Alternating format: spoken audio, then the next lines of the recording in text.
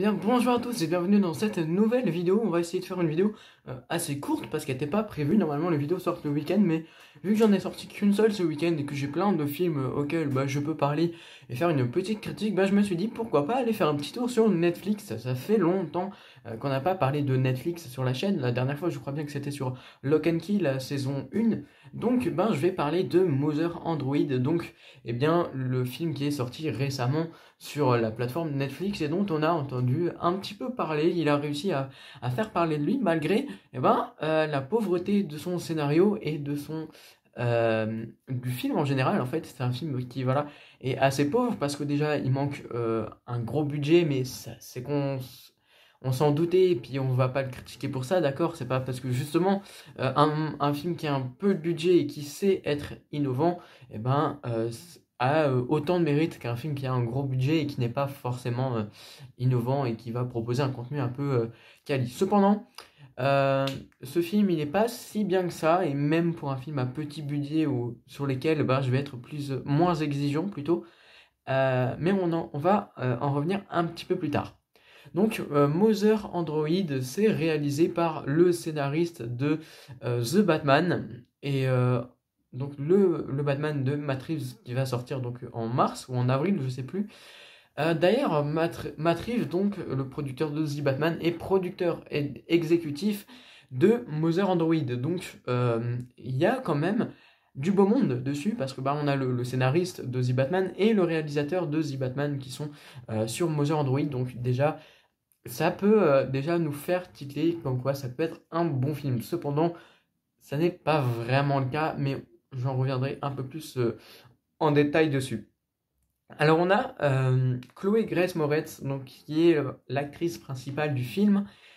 Alors c'est une actrice, j'ai l'impression, elle est pas très aimée en fait du grand public, notamment le public cinéphile. Voilà, c'est pas l'actrice la plus appréciée parce que je pense que ça vient surtout de son rôle dans Kick-Ass qui était très très hautaine et que elle était pas trop là pour se faire aimer. Maintenant, moi, j'ai aucun problème contre elle. C'est une actrice, on va dire, comme une autre, même si j'aime pas employer ce terme. Mais voilà, je la déteste pas non plus, je l'aime pas non plus, mais voilà, j'ai pas forcément d'avis sur elle.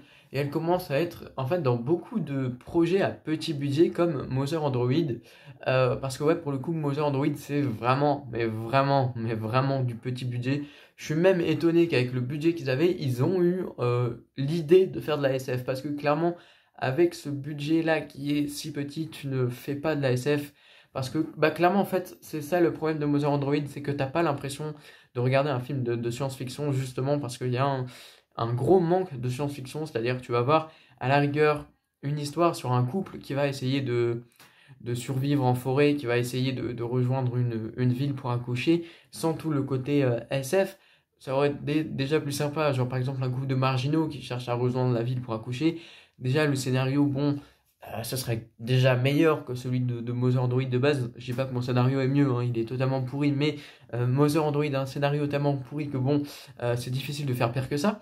Et, euh, et ouais, non, c'est clairement c'est faire de la FX pour faire de la FX, et encore, il n'y avait pas le budget qui allait avec. Mais, euh, mais ouais, voilà, et surtout, ce manque de budget de FX, ça a fait que ils n'ont pas pu tout expliquer. Il y a un gros manque de contexte par rapport à cette histoire d'Android, justement. On sait juste qu'il y a des androïdes qui sont méchants, qui sont apparus du jour au lendemain et qui ont commencé à tuer, on va dire, tous les humains qui étaient présents. Mais on ne connaît pas pourquoi ils ont fait ça, on ne sait pas quelles sont leurs motivations, on sait juste qu'ils sont méchants. En somme, un scénario vraiment bateau et vraiment quelque chose d'assez classique, mine de rien. Saupoudré vraiment d'une réal fait vraiment à la débrouillardise la plus totale. C'est normal, avec le budget qu'ils avaient, ils étaient obligés d'être débrouillards, et c'est là aussi qu'il y a c'est important qu'il y ait ce réal là et ce producteur exécutif, parce que si on aurait eu des petits réalisateurs, le film aurait été encore pire. On sent qu'ils ont dû être créatifs en fait au niveau de la réalisation pour proposer de la science-fiction avec ce budget-là.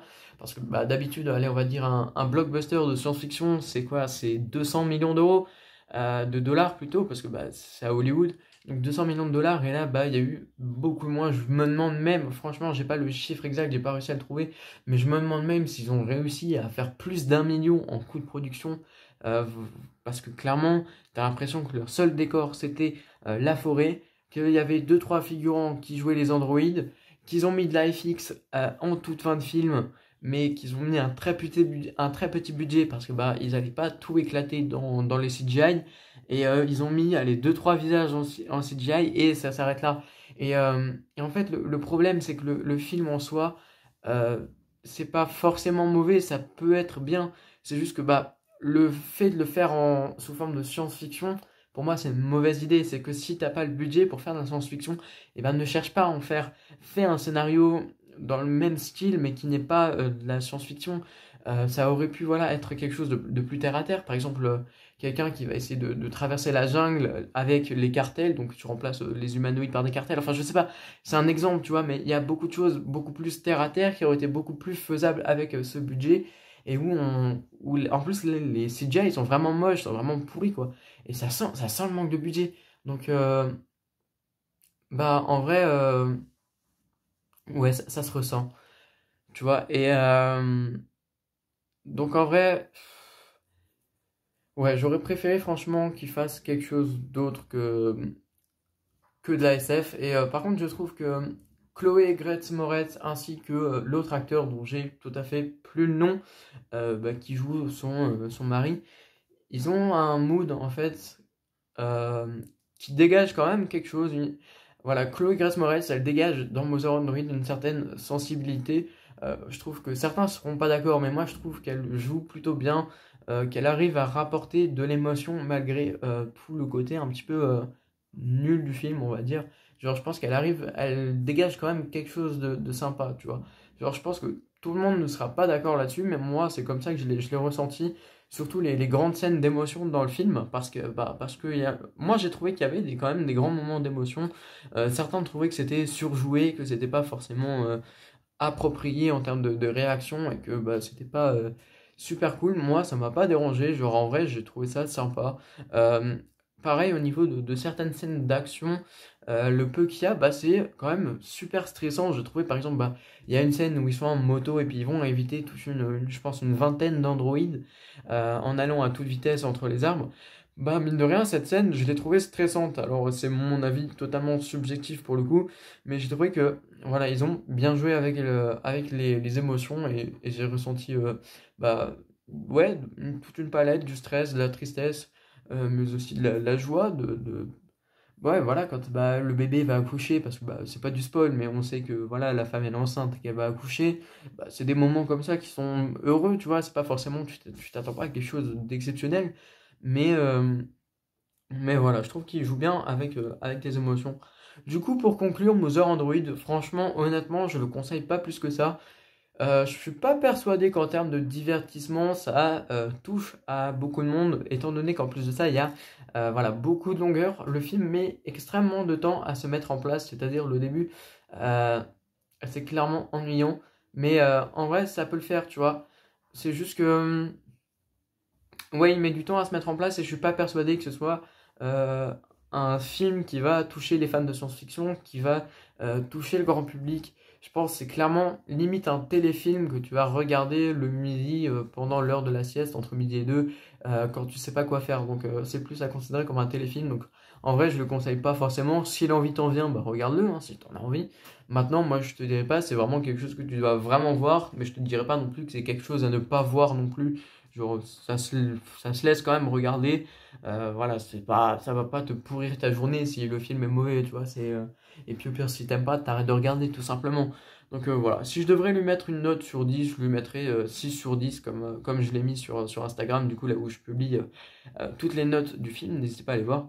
Donc ouais, 6 sur 10 ça me paraît raisonnable. Donc en vrai, bah ouais, non, je pense que c'est quand même mérité. Je pense que le film aurait quand même pu être beaucoup mieux. Et, euh, et des CGI beaucoup moins moches. Mais en vrai, euh, je parlerai plus tard dans la semaine d'une série Netflix qui, elle aussi, a un budget très faible et qui pourtant bah, va super bien gérer son budget, qui est une très bonne série. Donc, je vous laisse deviner dans les commentaires de quelle série il peut s'agir. C'est une série actuelle, en tout cas. Voilà, c'était Hugo, c'est tout pour cette petite critique assez courte par rapport à d'habitude. Donc voilà. J'espère que cette vidéo vous aura plu. N'hésitez pas à vous abonner, à me dire ce que vous en pensez dans les commentaires et à activer la cloche de notification. Ça fait toujours plaisir que vous recevez les notifications des prochains films, des prochaines critiques que je vais sortir si vous ne savez pas quoi faire.